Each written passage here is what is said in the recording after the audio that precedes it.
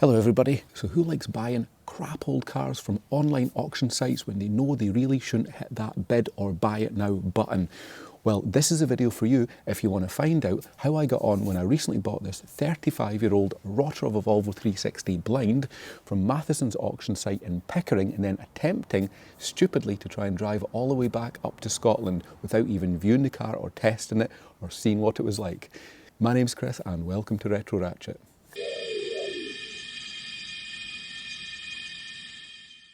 So I guess the first question you're going to be asking is, why on earth has he gone and bought this when he has other nice cars? And I suppose I do have other not so nice cars as well. So there's two reasons. Regular channel viewers will know I've got an unhealthy addiction and fascination to old Volvos from the 1980s and 1990s. My parents actually owned a Volvo 340 back in the very late 1980s, so there is a bit of a nostalgia aspect in there, and I'd initially set out to buy a mint example 360 GLT, but they're just so rare in the ground now and I can't seem to find one for a reasonable price. So reason number two, or certainly my logic was, is if I buy a bit of a rotter that needs some form of light restoration to keep it on the road, it's going to give you guys more content and it's going to get me more familiar with the brand. So I don't know if that kind of logic works, but that's it anyway, and that's how we've ended up with this interesting coloured 360 GLE. So in this project series, you'll find out what you really get for your money when you buy it right at the bottom of the pile.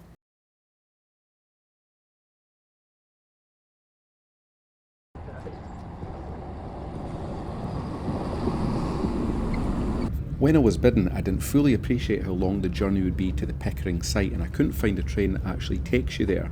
I ended up jumping off at Durham, where a friend offered to run me the rest of the way. You'll see in a couple of minutes it wasn't any old car either. I hadn't actually prepared a script, I guess because you don't know exactly how these will it make it home videos actually pan out in the end, but a bit of brain food always helps. The train journey itself wasn't too bad. I departed just before 9 o'clock, I had one change, half-hour wait there, and I arrived at 11:40 in Durham, all for the pricely sum of £45. Right, well that's me off the train there at Durham station, so the next leg of the journey will be in something far more interesting than a train, so stay tuned to see what it is. And here we have my taxi and support vehicle coming in. And no, it's not the Nissan. So I thought we should be as practical as possible and have a good tow car.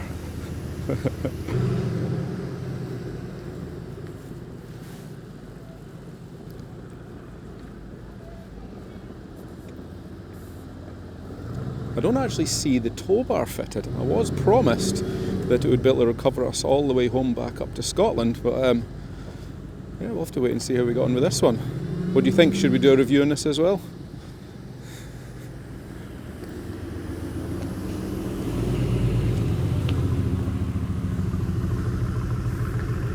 Definitely sounds nice, that's for sure.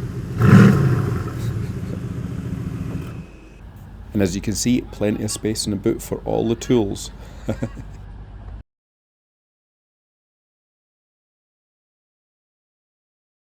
After a blast across the Yorkshire moors in the fog, we finally arrived at Matheson's, and it was a proper hive of activity. This was actually the first time I've been here, surprisingly. So now time to find the Volvo.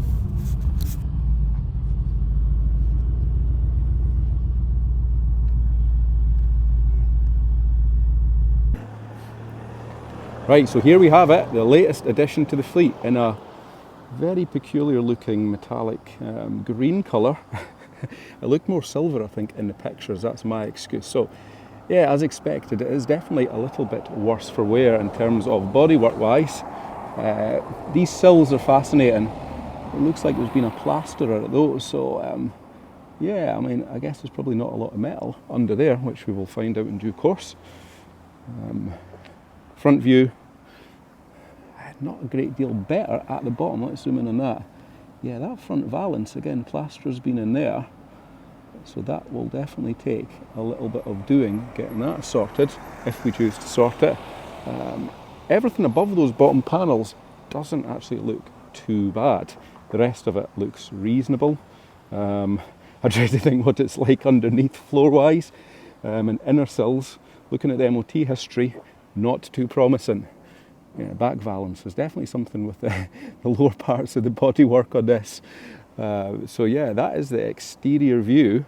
Pretty much what I expected, to be honest. GLE, not GLT. Should have been a GLT. So let's take a wee look inside. There we go.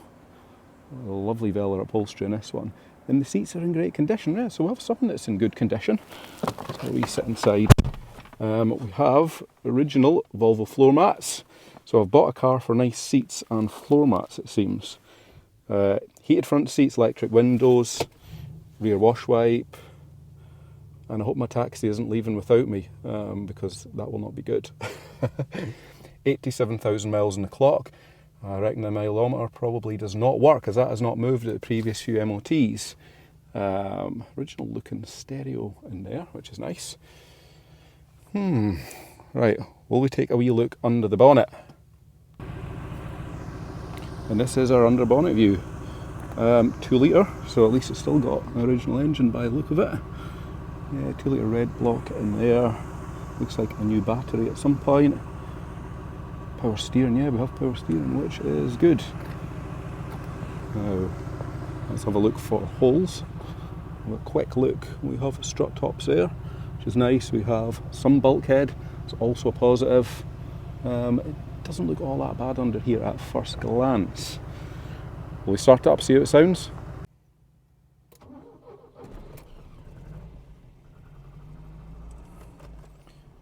Okay, so it runs. 3 cylinders work at the moment by the sounds of it. So this is going to make a very interesting drive back home. Yeah, it's a wee bit rough. We definitely have a misfire there. So that will require further attention when we get back home. Well, it isn't smoking too badly, so let's hope we can keep a decent pace up the road and it makes it all the way back to Scotland. So let's find out. Right, so let's just try something very quickly here before we leave. If I can find the keys.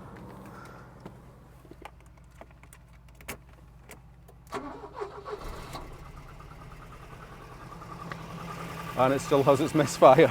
I did find a loose plug lead that I fitted back on, and I was hoping that's what it was going to be, but by the sounds of it, it isn't. So anyway, right, let's get going and start this journey.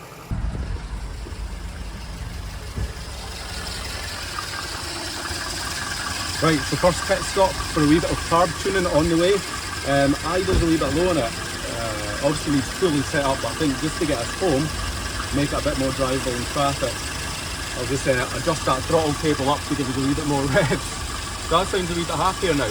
Now, just driven to the first petrol station, and doesn't seem to be misfiring as bad as you can see, so maybe dodgy fuel in it, only time will tell. Right, wish me luck.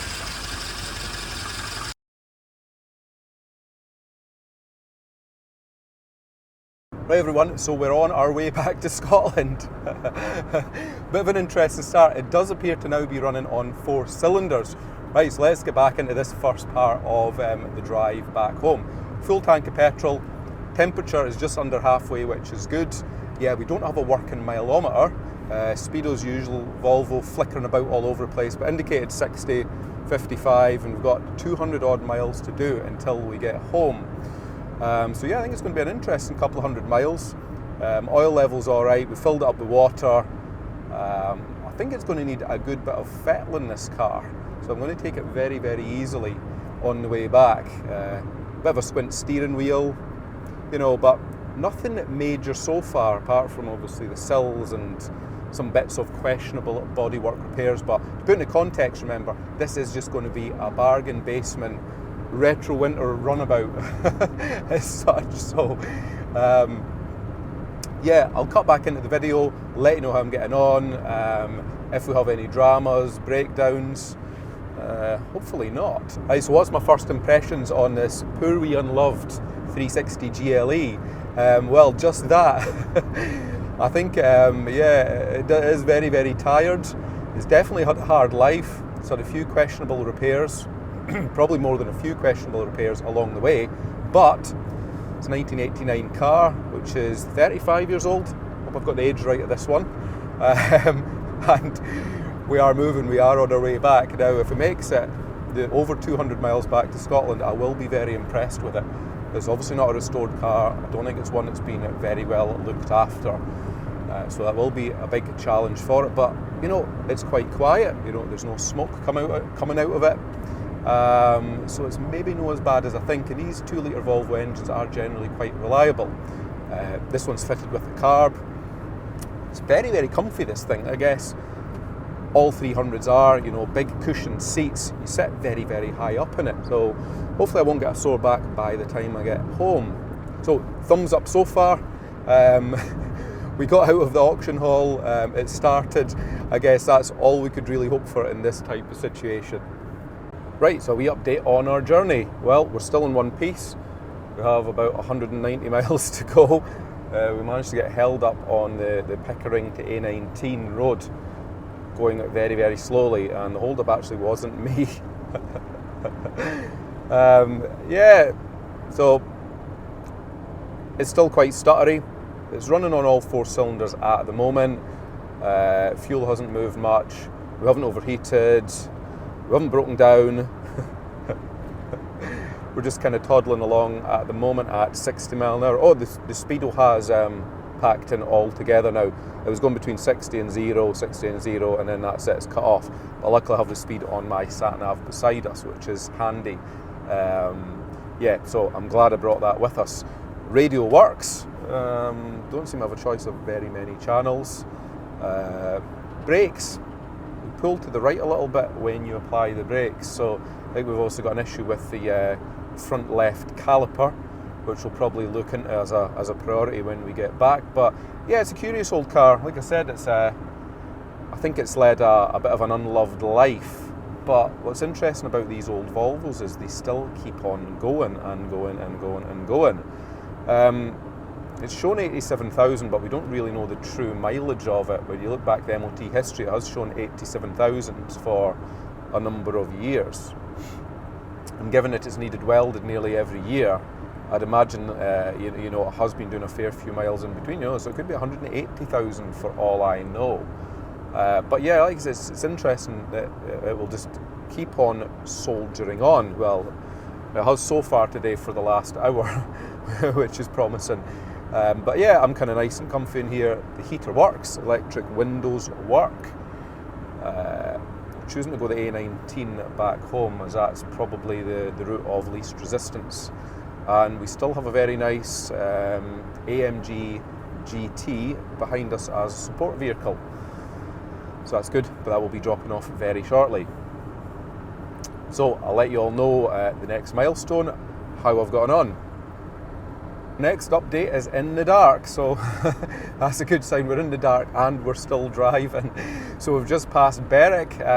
We've had a pretty decent run up the road, sitting just under 60 at the moment. No hiccups so far. 3/4 a tank of petrol. How many miles we've done? Oh God, we've done about 150 miles so far. Yeah, so trouble-free miles so far. Not particularly exciting, not particularly quick. Temperature's still sitting fine, just under that halfway mark. And all is good. So yeah, probably about another hour or so and then we'll be home. So wish me luck on the last leg of the journey.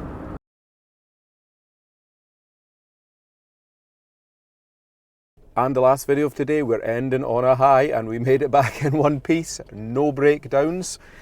So I'm over the moon about that one. So we'll take a proper look around the car tomorrow when it's obviously daylight. Few wee things I've found so far. We definitely have a bit of a carburation problem. Looking at those revs, I did try and turn the idle speed up a bit, but I reckon there's probably an idle jet blocked. It runs really well on, I nearly said full boost there, full throttle. So yeah, I think there's a wee bit of a problem there to resolve. Right hand indicator and another few things, but yeah, it is a wee bit lumpy, but you know what, it made it. Temperature rock solid and a little bit less than half a tank of petrol. So we are all good. Keep an eye on the channel for part 2, where I get stuck into some repairs, and let me tell you, there will be lots. Thanks for watching.